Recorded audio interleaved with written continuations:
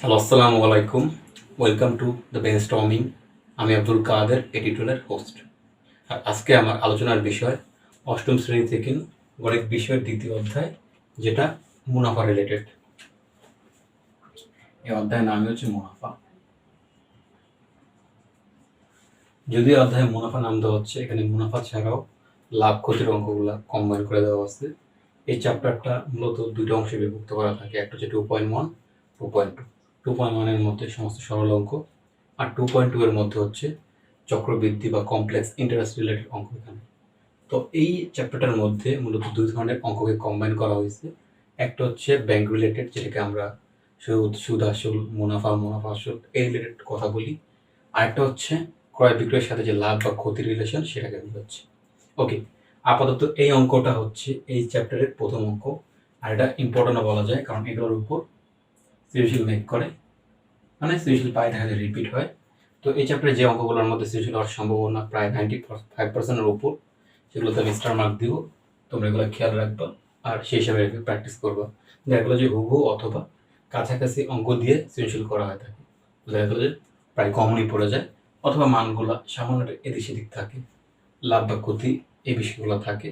তো যারা অঙ্ক পারে তারা সৃজনশীল করে ব্যাক করে। ওকে, তো এই অঙ্কটা আমি করার আগে একটা বিষয় ক্লিয়ার করে নিই, যাতে করে অঙ্কটা করতে সুবিধা হয়। প্রথমত অঙ্কটা অনেক বড়, তাই আমি এটাকে পার্টিশন করে ফেলতেছি, যাতে দুটো অংশে আমার কাজ করা সম্ভব হয়। ওকে, তো এই অঙ্কটা যাওয়ার আগে একটা স্টেটমেন্ট আছে, যেটা হয়তো অনেকের কাছে ক্লিয়ার না। আমরা যদি অঙ্কটা পড়ি, তারপর আমি স্টেটমেন্টটা ক্লিয়ার করি। বলা হচ্ছে একটা পণ্য দ্রব্য বিক্রয় করে পাইকার বিক্রেতার 20% এবং খুচরা বিক্রেতার 20%। তাহলে অঙ্কের ক্ষেত্রে দেখা গেল যে দুইটা পক্ষ এখানে অলরেডি আলোচনা করা হয়েছে, একটা হচ্ছে পাইকার আর একটা হচ্ছে খুচরা। ওকে, লাভ হয় 20% এবং 20%। তার মানে এই কথাটা দ্বারা অঙ্কের পুরো শেপই চেঞ্জ করা সম্ভব। যদি এই পাশে বলতো যে পাইকার বিক্রেতার 20% লাভে অথবা ক্ষতিতে, যেমন এখানে লাভ বলে দিছে, তার মানে এটা কিন্তু লাভে ধরতে হবে। যদি এই জায়গাটায় ক্ষতি ইউজ করতো, অঙ্কটা পুরো শেপই চেঞ্জ হয়ে যেত। এটা খেয়াল রাখতে হবে, প্রত্যেক লাইন জরুরি। খুচরা বিক্রেতার 20% লাভ হয়, তার মানে দেখা গেলো যে একটা পণ্য বিক্রি হয়, প্রথম স্টেট বলতেছে পাইকারি বিক্রেতা, পরের স্টেটে বলতেছে খুচরা বিক্রেতার 20% লাভ। তাহলে একটা পণ্যর বিভিন্ন ধরনের লেয়ার থাকে, কারণ পণ্যগুলো একজন উৎপাদন করে, তারপর তার কাছ থেকে একজন হাতে যায়, তার কাছ থেকে আরেকজনের হাতে যায়, এভাবে চূড়ান্ত ভোক্তার কাছে পৌঁছানোর জন্য কিছু হাত বদল হয়। যেমন আমরা যদি ভোক্তা হিসেবে নিজে চিন্তা করি, আমরা মুদি দোকান থেকে পণ্যটা কিনি, সেই দোকানদাররা অন্য কোনো কারো কাছ থেকে কিনে, তারা আবার অন্য কারো কাছ থেকে কিনে। এভাবে দেখা গেলো যে পণ্যটা বিভিন্ন হাত বদল হয়ে আসে। ঠিক আছে, তো বিভিন্ন পক্ষ জড়িত থাকতে পারে, পণ্য একটাই, বাট পক্ষ এখানে অলরেডি দুইটা আলোচনা করা হয়েছে। একটা হচ্ছে পাইকারি বিক্রেতা আর একটা হচ্ছে খুচরা বিক্রেতা, এবং উভয় লাভ করতেছে। ওকে, আর একটা ইম্পর্টেন্ট টার্ম দেওয়া হচ্ছে, যদি দ্রব্যটির খুচরা বিক্রয় মূল্য 576 টাকা হয়, তবে পাইকার ব্যবসায়িক ক্রয় মূল্য হবে। অঙ্কটা অনেকে ধরতে খুব কষ্ট হয়, অনেকে মুখস্থ করে নেয়, যেটা একেবারে উচিত না। তো আমি অঙ্কটা আসলে ভেঙে বলার চেষ্টা করি। তো প্রথমত ক্লিয়ার রাখতে হবে যে আসলে এই টাইপের যে কনসেপ্টগুলো আছে, দেখা গেলো যে বিভিন্ন পক্ষের হাত বদল হয়, ভ্যালুগুলো দেখা গেলো চেঞ্জ হয়, বা পণ্যটা একজনের কাছে আরেকজনের কাছে যায়। ওকে, আমি একটা ফ্লো চার্ট করি, তাহলে বুঝতে সুবিধা হবে। সবার প্রথমে থাকে হচ্ছে উৎপাদক, মানে যে পণ্যটা উৎপাদন করে, এখান থেকে যায় হচ্ছে পাইকারের কাছে, তারপরে যায় হচ্ছে খুচরা বিক্রেতার কাছে, তারপরে হচ্ছে ভোক্তার কাছে। দেখা যাচ্ছে যে এখানে বিভিন্ন পক্ষ জড়িত থাকে। তো পণ্যটা এই টাইপের অঙ্কের ক্ষেত্রে এখানে দেখা গেলো যে পণ্যের ফ্লো হয়, সে তৈরি করে, উৎপাদক মানে যে পণ্যটা তৈরি করবে, আর ভোক্তা মানে যে চূড়ান্ত ভোক্তা, যার কাছে পণ্যটা পৌঁছাবে। তো এই বিষয়টা বলে রাখা ভালো যে উৎপাদক সাপোজ একটা পণ্য তৈরি করতে তার খরচ হয় 100 টাকা, সাপোজ ধরলাম। সে যখন এটা বিক্রি করবে, এটা তার ক্ষেত্রে ক্রয় মূল্য, সে অবশ্যই 110 টাকায় বিক্রি করবে, বা সে অবশ্যই সেটার সাথে লাভ ধরে কিন্তু বিক্রি করবে। তো এটা তার কাছে ক্রয় মূল্য, এটা তার কাছে বিক্রয় মূল্য। সে যে দামে বিক্রি করতেছে, পাইকার কিন্তু সেই দামে কিনবে, তাই না? তাহলে আমরা যদি চিন্তা করি যে তার কাছে যেটা ক্রয় মূল্য ছিল পাইকারের কাছে সেটা হবে কি ক্রয় মূল্য, তার কাছে যেটা বিক্রয় মূল্য ছিল, উৎপাদকের কাছে যেটা বিক্রয় মূল্য, পাইকার ঠিক সেই দামে কিনবে, পাইকারের কাছে কিন্তু সেটা ক্রয় মূল্য বিবেচনা করা হবে। 110 যদি আমরা চিন্তা করি, সেটা বিক্রি করতেছে, বাট সেটাকে এই দামে কিনতেছে, তো সে তৈরি করছে 100 টাকায়, তার জন্য এটা ক্রয় মূল্য হবে বা খরচ হবে। উৎপাদকেরা বিক্রি করবো 110 টাকায়, কারণ পাইকারের কাছে এই দাম, পাইকার কিন্তু এই দামে কিনবে, তাহলে পাইকারের কাছে এটা কিন্তু ক্রয় মূল্য হিসেবে বিবেচনা করা হবে। একই জিনিস কিন্তু দুটা পক্ষ জড়িত হওয়ার কারণে তার ক্ষেত্রে এটা বিক্রয় মূল্য, তার ক্ষেত্রে এটা ক্রয় মূল্য। যদি এটা অঙ্কের ক্ষেত্রে নাই, কিন্তু অঙ্কটা ধরতে হবে আমাদের। ওকে, তো পাইকার কি করলো 110 টাকায় কিনলো, যখন পাইকার সেটাকে বিক্রি করবে, তাহলে পাইকার কত বিক্রি করবে, সে সাপোজ আর 10 টাকা যোগ করলো 120, তাহলে পাইকার কিনছে 110 টাকায়, পাইকার বিক্রি করছে 120 টাকা। পাইকার যে দামে বিক্রি করবে তারপরে কিন্তু খুচরা ব্যবসায়ী সে দামে কিনবে, এই টাকাটা কিন্তু খুচরা ব্যবসায়ীর জন্য ক্রয় মূল্য। তার মানে দেখা যাচ্ছে যে একই জিনিস একজনের কাছে ক্রয় মূল্য বললো, আরেকজনের কাছে কিন্তু সেই বিক্রয় মূল্য ধরা হচ্ছে। তো এটা পাইকারের কাছে বিক্রয় মূল্য, বাট খুচরার কাছে ক্রয় মূল্য। খুচরা ব্যবসায়ী যখন এটাকে বিক্রি করবে তখন কিন্তু সে আরো দাম যোগ করবে। সাপোজ আমি ধরলাম সে 130 টাকা এটাকে বিক্রি করতেছে, এটাকে বলা হচ্ছে খুচরা বিক্রয় মূল্য বা খুচরা মূল্য বলে এটা। তাহলে আমরা যদি অঙ্কটাকে একটু রিভিউ করি, পুরো অঙ্কের ক্ষেত্রে স্টার্টিং এ ছিল এক বিষয় আর এন্ডিং এ যে আরেক বিষয় হচ্ছে। তার মানে খুচরা বিক্রয় মূল্য যে টার্মটা ইউজ করা আছে, খুচরা বিক্রয় মূল্য 576 টাকা, সে কিন্তু অ্যাকচুয়ালি এই জায়গায় অবস্থান করতেছে, এটা কিন্তু 576 অ্যাকচুয়ালি। ওকে, কিন্তু আমাকে যেটা চাওয়া হচ্ছে সেটা হচ্ছে পাইকার ব্যবসায়িক ক্রয় মূল্য। তার মানে আমাকে কিন্তু এই জায়গায় আসতে হবে। পাইকার ব্যবসায়িক ক্রয় মূল্য বলতে কিন্তু আমাকে এখান থেকে এই জায়গায় আসতে হবে।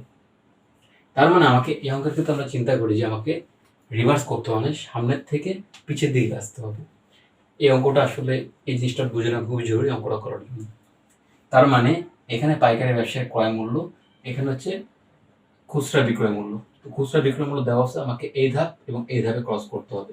তার মানে যদি আমরা অঙ্কটা চিন্তা করি যে এটা হচ্ছে খুচরা ব্যবসায়িক বিক্রয় মূল্য, তারপর এখান থেকে আমরা এই জায়গায় আসবো, খুচরা ব্যবসায়িক ক্রয় মূল্য বার করতে হবে। খুচরা ব্যবসায়িক ক্রয় মূল্য বলতে কিন্তু পাইকারি ব্যবসায়িক বিক্রয় মূল্যকে বোঝাচ্ছে।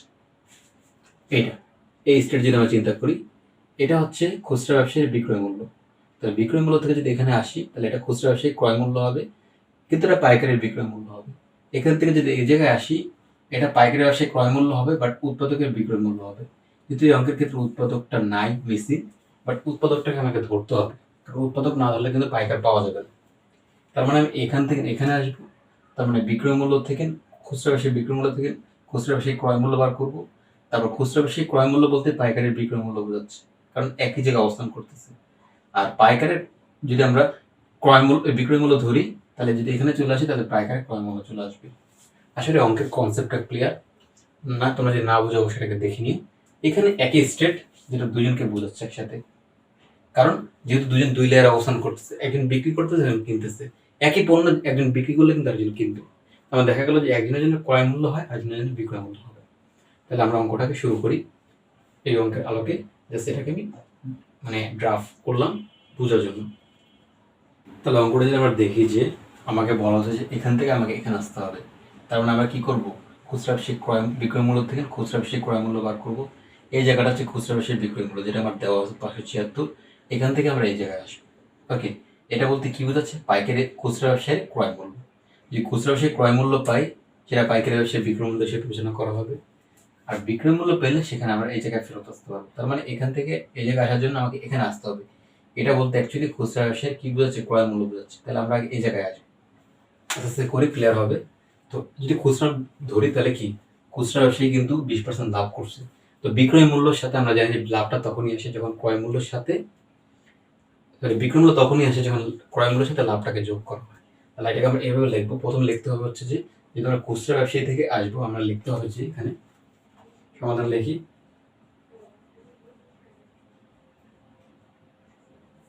লিখব হচ্ছে খুচরা বিক্রেতার ক্ষেত্রে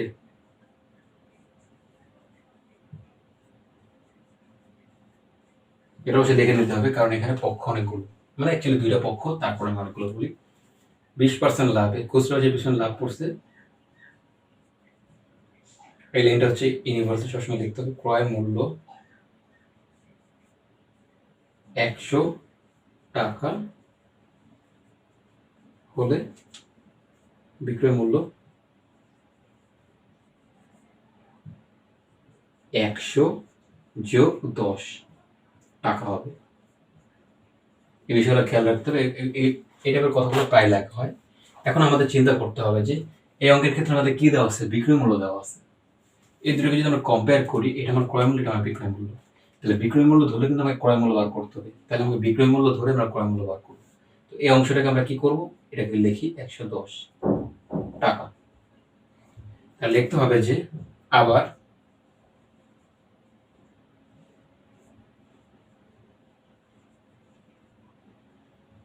বিক্রয় মূল্য 120 টাকা হলে ক্রয় মূল্য 100 টাকা। এটা আমরা কেন লিখলাম, আমাদের অঙ্কের ক্ষেত্রে যদি আমরা চিন্তা করি যে এখানে আমার বিক্রয় মূল্য দেওয়া আছে স্পষ্ট, কিন্তু তো বিক্রয় মূল্য থেকে ক্রয় মূল্য আসবে। তার মানে আমরা রিভার্স করবো যে যেহেতু আমরা এটাকে বার করতেছি, তাহলে বিক্রয় মূল্য এখানে থাকবে, ক্রয় মূল্য এখানে থাকবে। অঙ্কের ক্ষেত্রে আমাদের যেটা চাওয়া হবে সেটা হাতে ডানে থাকবে, যেটা দেওয়া থাকবে সেটা হাতের বামে। অতএব বিক্রয় মূল্য 1 টাকা হলে ক্রয় মূল্য হবে 100 ডিভাইডেড বাই, এগুলো কমন জিনিস, ঐকিক নিয়মের কনসেপ্টটা। এক যার নিচে থাকবে সে নিচে চলে যাবে, এগুলো অনেক ডিসকাশন আছে, আপাতত যাচ্ছি না। বিক্রয় মূল্য এই যেটা খুচরা ব্যবসায়ীর বিক্রয় মূল্য যদি 576 টাকা হয়, ক্রয় মূল্য হবে হচ্ছে গুণ 576 120। ওকে,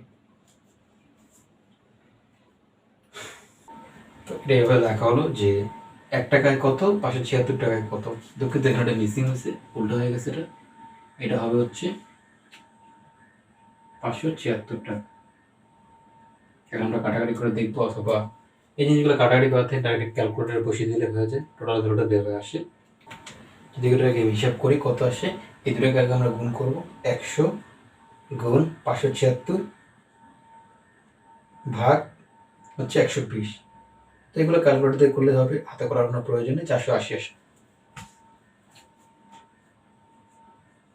80 টাকা।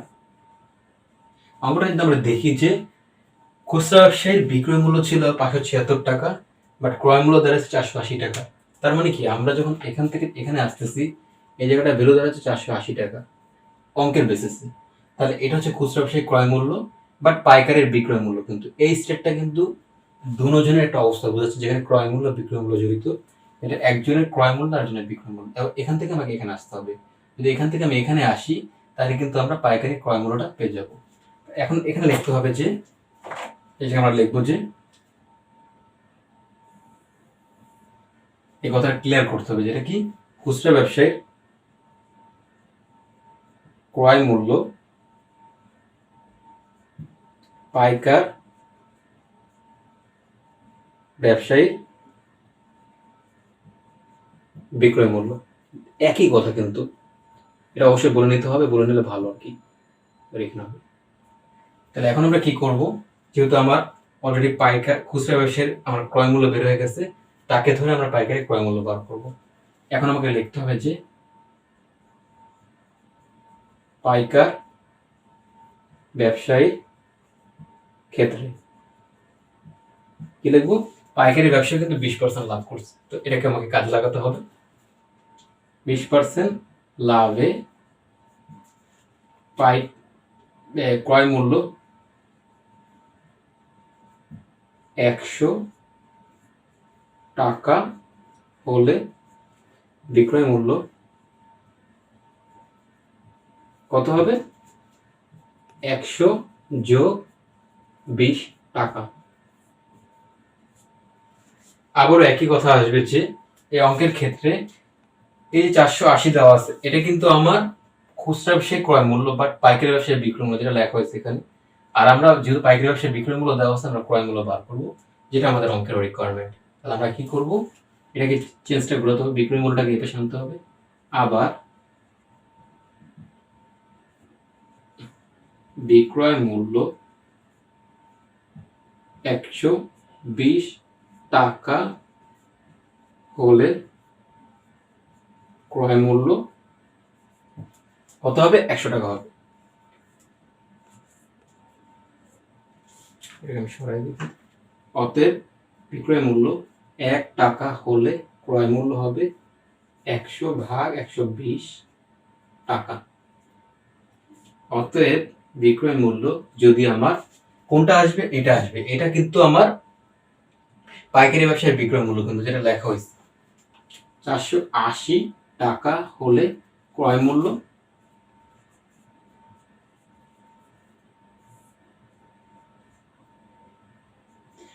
জায়গা কম হচ্ছে। এখান থেকে আমরা কি করব? আমরা এটাকে গুণ করে দিব। এটা হচ্ছে 120, তার মানে 100 সাথে আমরা 480 কে গুণ করব। কত আসে? 100 গুণ 480 ভাগ 100 সাথে 480 গুণ করব, 120 দিয়ে ভাগ করব। 120, তাহলে আমার ভ্যালু দাঁড়াবে 400 টাকা। এখানে আমার 400 টাকা আসতেছে। জায়গা স্বল্পজন লিখতে পারতেছি না, তোমরা একটু বুঝে নিও, ঠিক আছে? তো এখানে আমার যে ভ্যালুটা আসলো সেটা হচ্ছে 400 টাকা। তো উত্তরটাকে আমি এখানে লিখি, উত্তর 400 টাকা।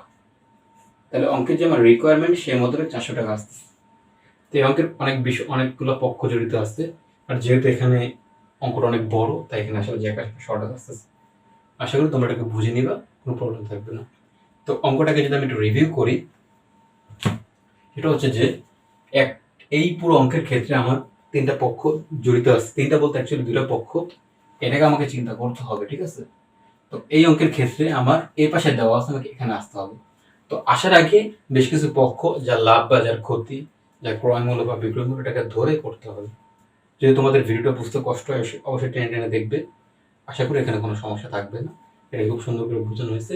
বাট এই যে ফ্লো চার্টটা, এটা অবশ্যই বুঝে নিবা তোমরা। এই ফ্লো চার্ট বুঝলে এই অঙ্কটা সহজ হবে।